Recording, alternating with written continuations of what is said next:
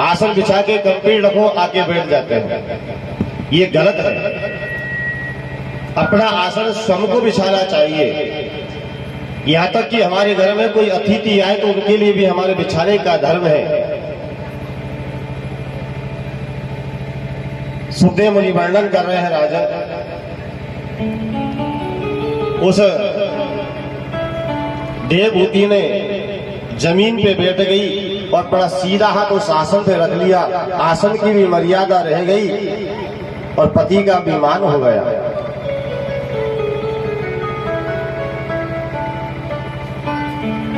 जैसे ही उन्होंने कहा महाराज हम विवाह के लिए आए हैं, विवाह कीजिए। कर्दम मुनि ने कहा महाराज विवाह तो कर लूंगा, पर मेरी एक शर्त है, एक पुत्र होने के बाद में मैं संन्यास धारण कर लूंगा।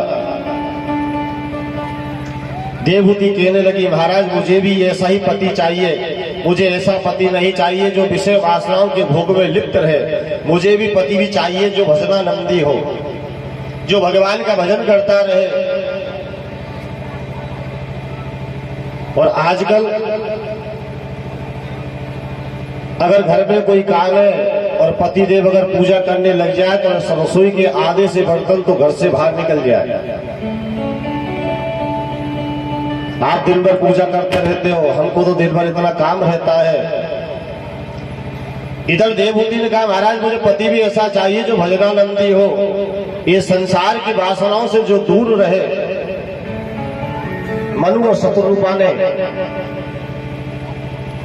विवाह कर दिया, अपने आश्रम पे चले गए। कर्दम मुनि ने कहा जैसा ही विवाह हुआ उसी समय आसन लगाया और ध्यानस्थ होकर बैठ गए, भजन करने लग गए, ध्यान लगा लिया। देवहूति ने अपने श्रृंगार को उतारा, सादा साड़ी पहनी और आश्रम की सफाई करी और ऋषि की सेवा करने लग गई। सुखदेव मुनि कहते हैं राजन 12 वर्ष हो गए। 12 वर्ष के बाद में जैसे ही कर्दम मुनि ने अपने नेत्र खोले तो देखा एक स्त्री उनके आश्रम की साफ सफाई कर रही है। हाथ जोड़ के पूछा देवी आप कौन हो, इस आश्रम पे कहां से आई। जैसे देवहूति ने सुना नेत्र से अश्रु धारा बहने लगी, कहने रे महाराज मेरा जीवन धन्य हो गया, आप जैसा पति मुझे जीवन में मिला जिसे ये भी ज्ञात नहीं है कि मेरा विवाह भी हो गया। महाराज एक निवेदन करूं, अगर आपको स्मरण हो कि मेरा आपका विवाह हो चुका है। तभी ऋषि को एकदम से स्मरण हुआ, हाँ देवी आपका मेरा तो विवाह हो गया। कितने वर्ष हो गए मुझे तपस्या करते हुए और आपने मुझे एक बार भी नहीं कहा कि महाराज उठो। उसी समय कर्दम मुनि ने मैया देवहूति का हाथ पकड़ा, सरस्वती नदी में लेके गए, एक साथ स्नान किया और दोनों 18 वर्ष के सुकुमार किस तरह हो गए।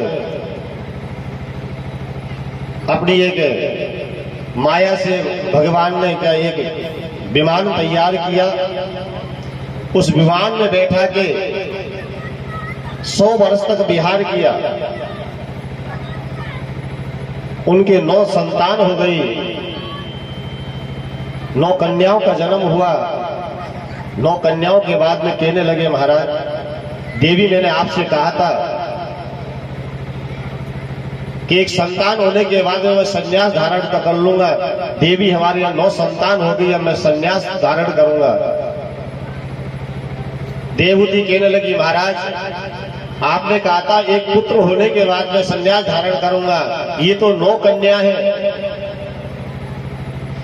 इनका मेरा तो कोई मिलन ही नहीं है, ये तो दूसरे के वंश को बढ़ाने वाली है, ये बड़ी होगी अपने घर को चले जाएगी, मैं किसके सहारे रहूंगी।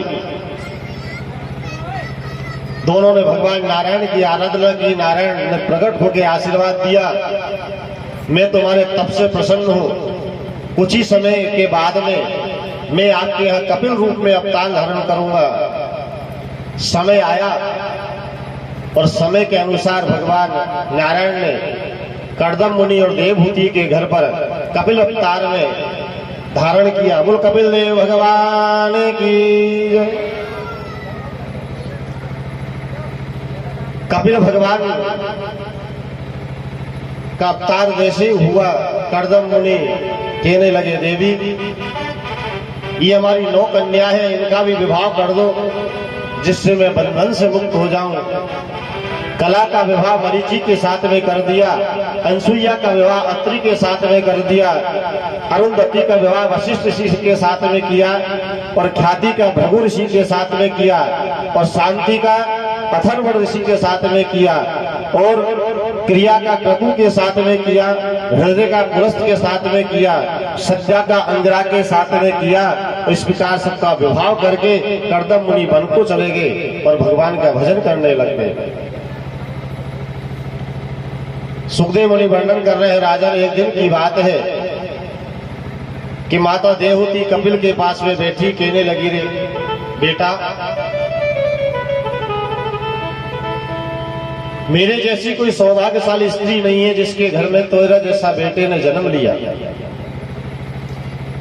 पर सब कुछ आनंद होने के बाद भी मेरा ये मन, मेरी आत्मा तृप्त नहीं है। मुझे क्या करना चाहिए जी मेरी आत्मा तृप्त हो जाए। कपिल भगवान कहने लगे, भैया ये जीव चाहे संसार के सभी विषयों का भोग कर ले पर इससे तृप्ति नहीं मिलती है, फिर भी यह अतृप्त बना रहता है, क्योंकि जहां तृप्ति होनी चाहिए ये वह जा नहीं पाता है। ये संसार की वासनाओं में ही लिपटा रहता है।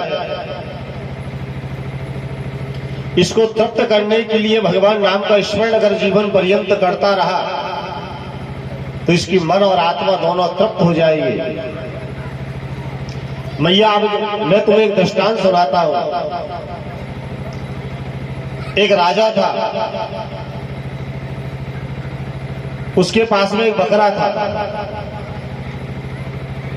राजा ने कहा, जो भी इस बकरे को तृप्त कर देगा मैं उसे अपना आधा राज्य दे दूंगा। दूर दूर से लोग आने लगे,